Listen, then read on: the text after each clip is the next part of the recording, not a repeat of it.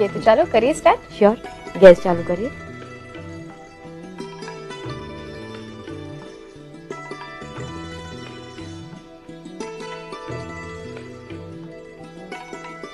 બે કપ પાણી લેવાનું છે.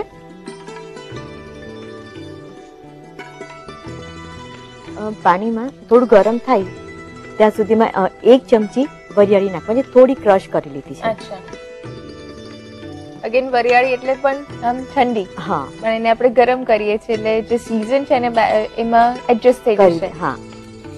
અને લગભગ અડધી ચમચી જીરું નાખવાનું છે. યસ. મોન્સૂન સિઝનમાં ફુદીના ડ્રિંક સિવાય બીજા કયા ડ્રિંક લઈ શકાય? ફુદીના સિવાય બીજું મગથી બનાવી શકાય. મગને પલાળેલા હોય અને એને પ્રેશર કુક કરી દેવાના છે. તો મૂંગ મસ્તી પછી એનું પાણી ગાળી લેવાનું છે અને પછી એમાં તમે ફુદીનામાં ચાટ મસાલો, થોડો ફુદીનો નાખી અને જીરાનું નાખીને સર્વ કરી શકો. ઇન્સ્ટેડ ઓફ ફુદીનો તમે મગ લઈ શકો. પ્લસ એકલા તુલસીના પાન, આદુ અને મધ એ ત્રણનું કોમ્બિનેશન પણ ખૂબ જ સરસ લાગે છે, એ પણ બનાવી શકાય.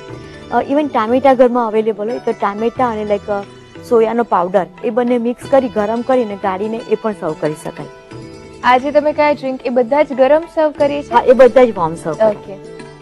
આપણે ફુદીનો કાપી લઈએ બારીક. કેટલો લઈએ છીએ ફુદીનો?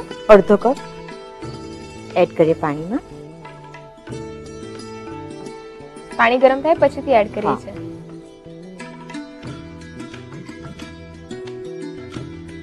અને થોડું હલાવી લઈએ અને 2 મિનિટ સુધી એને ઉકળવા દઈશું. ઓકે. અત્યારે તમે આ બધું જ સેપરેટ અને કચરું ક્રશ કરેલું છે, સમારેલું છે, આ બધાની એક પેસ્ટ કરીને કરી શકીએ ખરા? કરી શકાય, પરંતુ જલ્દીથી એનો કલર એકદમ ચેન્જ થઈ જાય છે. અચ્છા. એટલે ફ્રેશલી કાપીને જ આ રીતે જ નાખો અને ઉકાળો તો એનો કલર પણ સરસ રહેશે. ઓકે. અને કોન્સન્ટ્રેટેડ પણ હવે તો બધા ઘરમાં રાખતા હોય છે કે કંઈક એવું હોય તો કોન્સન્ટ્રેટેડ હોય એમાં પાણી નાખીને ડાયલ્યુટ કરીને તમે સર્વ કરી દો, તો એવું કઈ આમાં થઈ શકે ખરું? હિમાલી, આમાં લાઈક ફ્રેશ જે પીવાની મજા છે, લાઈક આપણે ચા પીવાની જે સ્ફૂર્તિ આવે, સેમ વે આ ફુદીના ડ્રિંક પીવાથી એક સ્ફૂર્તિ આવશે. ઓકે. એટલે ફ્રેશ જ વધારે સારું રહેશે. ઓપન વેસલ છે અને પાણીમાં ગરમ કરે છે એટલે ફુદીનાનો કલર પણ જળવાઈ રહ્યો છે. હા. ગેસ બંધ કરીએ. ગેસ બંધ કર્યા પછી લગભગ અડધી ચમચી જીરાનું પાવડર નાખવાનું છે. અચ્છા. જીરાળું પાવડર કેમ લઈએ છીએ? જીરું ઓલરેડી નાખેલું છે ને જીરાળું પાવડર લેવાનું શું રીઝન? જીરાળુમાં સફેદ મરી, મૂસળી પ્લસ એમાં એક હિંગ, હળદર એ બધા એકદમ થોડી થોડી ક્વોન્ટિટીમાં બધું એડ થતું હોય છે, તો એ ડાયજેશન માટે અને ટેસ્ટ માટે એ બંને ખૂબ જ સરસ છે. અડધી ચમચી સંચળ પાવડર છે એડ કરીએ. ઓકે. અને મીઠું ખૂબ જ થોડું એડ કરવાનું છે, કારણ કે જીરાળુમાં પણ છે અને સંચળમાં પણ છે. લીંબુનો રસ છે 1 ચમચી એડ કરીએ. તમે બધા જ ઇન્ગ્રેડિયન્ટ્સ જાણે એમ ખૂબ વિચારીને લીધા હોય ને એવું લાગે છે કે એકદમ પ્રોપરલી એપેટાઇઝર તરીકે. પછી ડાયજેશન જે કહેવાય ને કે અત્યારે ધીમું થઈ ગયું હોય તો એ ફાસ્ટ કરે, એ બધું તમે વિચારીને આ ડ્રિંક રેડી કર્યું એવું લાગે છે. આ બધા ઇન્ગ્રેડિયન્ટ્સ આપણે મિક્સ કરી દીધા છે. હવે એને ફક્ત 1 મિનિટ માટે એને ઢાંકીને રાખીશું. ઓકે. ઢાંકીને કેમ રાખીએ છીએ? જેથી ફ્લેવર એકદમ બેસી જશે. અચ્છા. આપણે એને ગાળી લઈએ.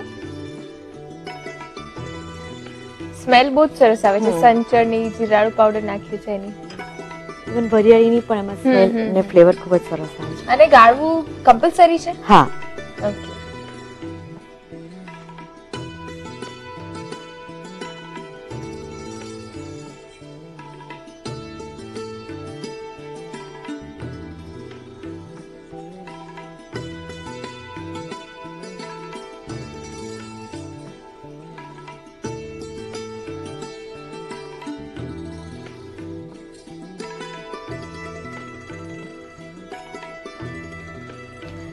વોર્મ ફુદીના પંચને આપણે ફુદીનાથી ગાર્નિશ કરીએ.